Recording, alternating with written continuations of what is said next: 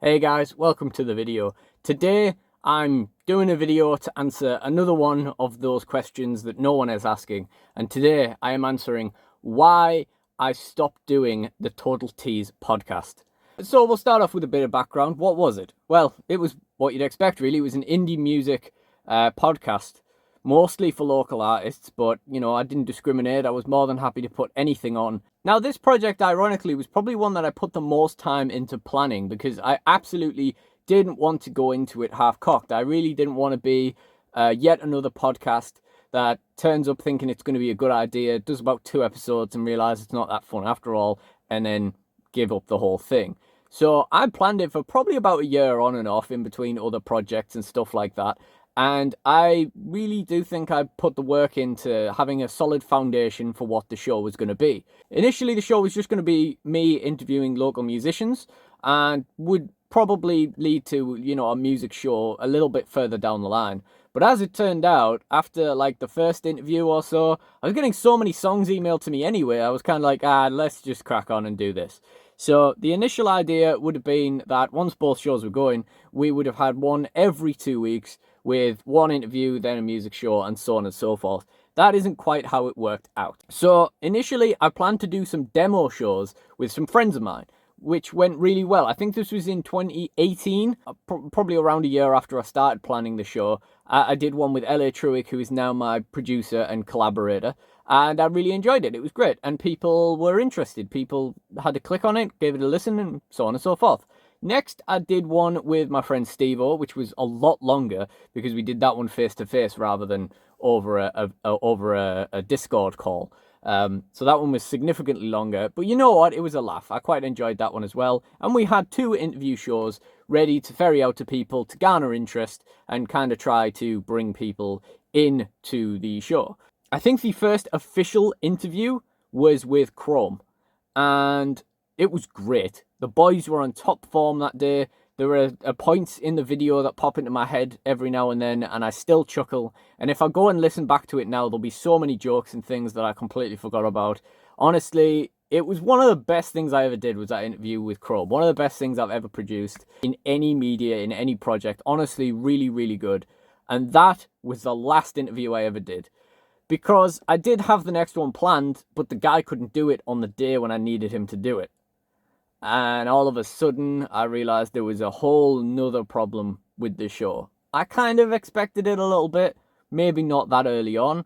Human beings, they can get busy and they can also be flaky. I'm not saying the guy was, but both of those things happen with any group of human beings, but definitely so with musicians. So what happened there was I then just didn't put anything out, and never organised another interview show again. And it's a bit of a shame. I had some interesting ones. Mostly the early interview shows were going to be me having excuses to talk to my friends. I'd have had LA on again as a proper episode talking about Dreams of the Sun. I would have had T from the Flaccid Cactus and all the other projects that they've had along the way. And I'm pretty sure the Chrome Boys were in a tribute band and stuff as well at the same time. So for days, I had interviews planned with the same people. I had plenty of padding there. I also had a woman called Sarah I used to speak to who did the design for the video game The Living Dungeon. She did the sound design for it. I thought that would be a very interesting topic. And we had other bits and bobs like that as well. But I just never recovered from that one cancellation. I just never thought, right, let's try and organise another one of these. So it became Pure Music Show. And I think we did about 6 episodes in total before I just stopped. And there was a few late episodes. I think there was a few that were out a bit late, but who was really that bothered? And I think I came back for episode 7, which was the best of 2019. It was the best of everything we'd been sent in that year, and there was some cracking songs on that. There's stuff I still listen to that we were sent in 2019. Yeah, I'm pretty sure I must have done more shows in 2020 because I'm sure I definitely did a short list of the best songs I was sent in 2020 and then never did the episode where I was narrowing it down. So I must have done more than one episode like I was thinking in 2020. But basically, we did the best of show. We must have done a couple of more after that. I tried to vary the shows out. I tried to do things that were a little bit different. Like one episode I called Track Battles. The first track is against the second track and all this, and we'll see who gets the most votes. Yeah, we got no votes. I might have misjudged just how few people would have been interested in doing that. I kind of hoped people would just be messing on, kind of thing. I mean, you would have thought the bands would vote for themselves at least, you know, click on it and be like, right, well, we're going to vote for this. And on the same show, actually, I actually branched out a little bit and I got, Track Battles. Yeah, Track Battles must have been early 2020 because there was a track on it from Baleful Creed's third album, which definitely came out in 2020, but more certainly came out in 2020, was an unbelievable song by an artist that is just coincidentally local, Humanist, from Teesside, featuring Dave Gahan from Depeche Mode. Unbelievable song. If the rest of the album sounded like that song, I would never have stopped listening to it. That would be the only thing I listened to. It's incredible.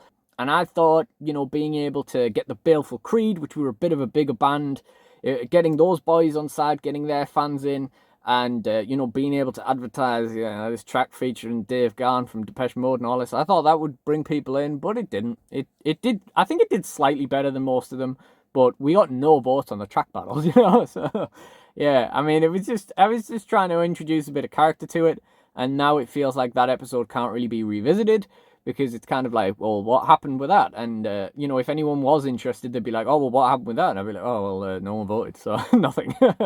Yeah, I don't know. And then we did the first Facebook live stream, which was brilliant. This was at a time, early lockdown, where people were sat in, bored, and their music wasn't getting played anymore on the local radio station. And you know what? It still isn't. BBC introducing in Teesside. I will make no excuses for it anymore. In fact, I haven't for the last 5 years. So it was ideal. People needed it. People didn't have anything else to do. People were like cracking out the tunes as well. You know, there was a lot of stuff going on. It was an ideal time and I really enjoyed doing it. The show lasted about an hour, I think, and it was really a good laugh. People tuned in. There was some good songs on the show and, you know, it lasted for a good while. It was really good. And it was kind of one of those moments afterwards where I was like, oh, right, yeah, that was great. I really enjoyed that. I'm done. That's it. That's the end. And we had tracks for a second live show, but I don't think I ever did one. And I planned episodes after that, and nothing ever came of it. So now let's get into why that was. Basically, number one fundamental reason, which underpins all the other reasons I'll get into after, is that my heart wasn't in it. My heart wasn't in it as much as I wanted it to be. It was something to push me to go out and see local shows and actually, you know, have a reason to go out, because I clearly wasn't doing it myself. So going out, meeting people, networking, building the show, coming up with guests, coming up with songs, all that kind of stuff, it made sense. I never did it. Never once went out to a gig because of the show. Never once. We were in COVID for all of 2020, obviously, but 2019 was like a full year where I should have been going out to gigs. And I can't really make any excuses for the last however many years either. I still just don't go. Even to my mates' gigs, you know, quite often there's something on and sometimes I just don't feel like it. And that's fine in one regard because I'm a guy who wants to do a lot of things at any given time. So if I can identify a project that my heart just isn't in as much as I want it to be and I can just sack it off, then it's for the best. Because there's so much other stuff that I want to be doing. I mean, this was also supposed to inspire me to work on my own music. That's not happened either, really. That definitely didn't have a knock-on effect from the show. The fundamental fact is, there's a lot of things in my brain that I think I want to do, and then I find out I don't really care that much. And you know, when you know it, a lot of podcasters feel the same way. A lot of podcasters put the first episode out, it doesn't get 1 million views, and they give up. And yeah, there are more reasons for that than simply losing interest, but the fundamental fact is, as much as I did love doing the show, I also didn't love doing the show. I didn't jump out of bed thinking, yes, I need to film a show today. If anything, it was more of an obligation. It was something I had to do. And I'm much better at motivating myself and also just not getting frustrated about forcing myself to work on things nowadays. So the show probably would have lasted better if I'd started it in recent years. But still, I don't think my heart was ever in it, really. And, you know, it needs to be in something like this at the end of the day. There are so many music shows that have come and go since I started doing it because their heart's not in it either.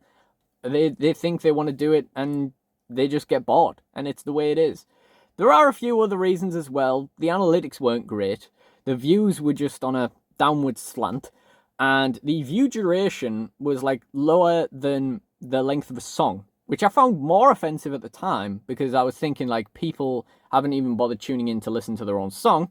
Of course, now I can more so appreciate like, I mean, I knew this at the time as well, but more so I'm like, if you're ferrying out a song, you start getting very tired of that song. Like, in a whole different way of getting tired of it when you wrote it and you released it and recorded it and everything. You know, once you start sending it out to people over and over again, you start to just kind of like, you start to get sick of like the file you're sending. You know, you start to get sick of seeing that file on every email, and so on and so forth. So I can empathize with that a lot better. But the fact is, it means we weren't finding an audience of people that were tuning in to check the show out, to listen to people's songs, and so on and so forth.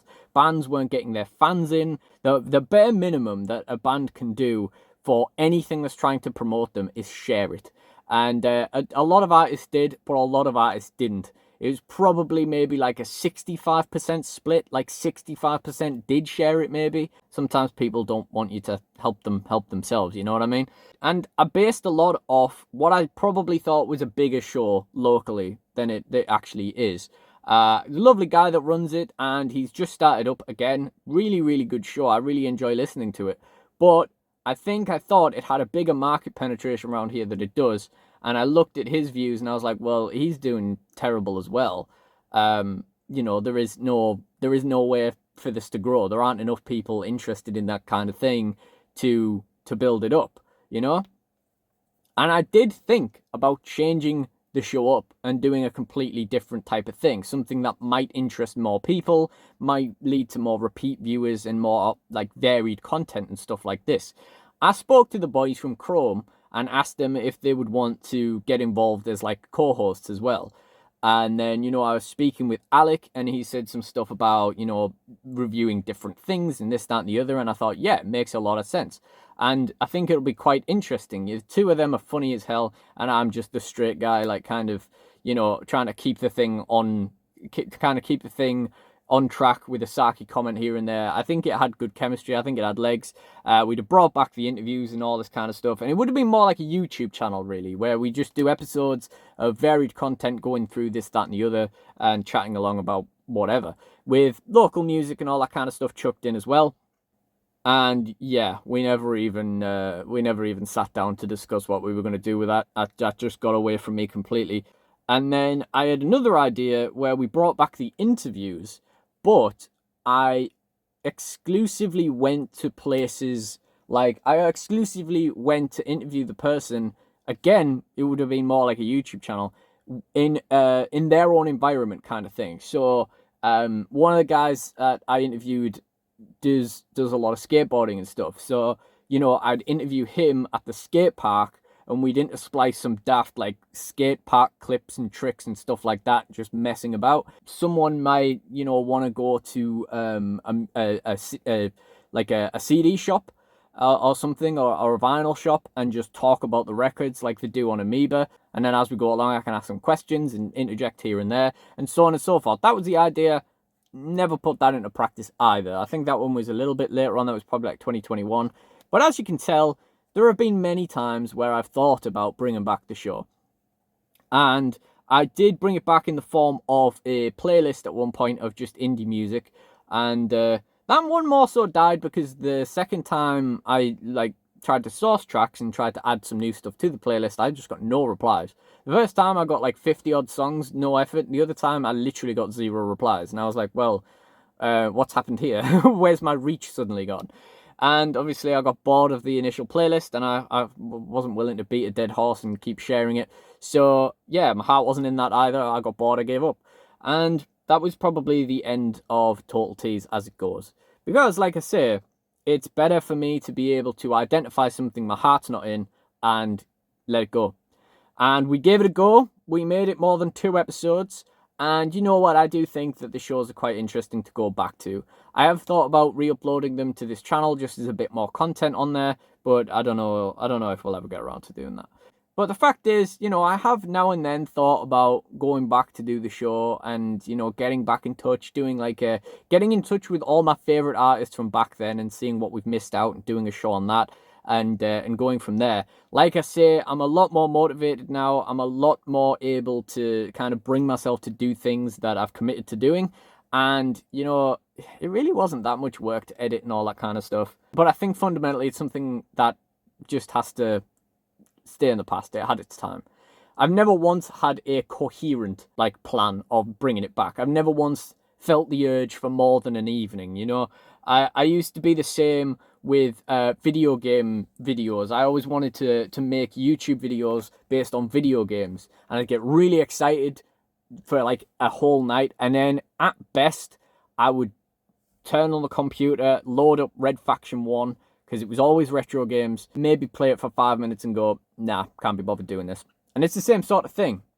Weirdly, I've never gone back to that until recently, where it has been on my mind, because I was talking about going back to it. You say, oh, I'll never do this, oh, I'm done with that, and then you go straight back to it.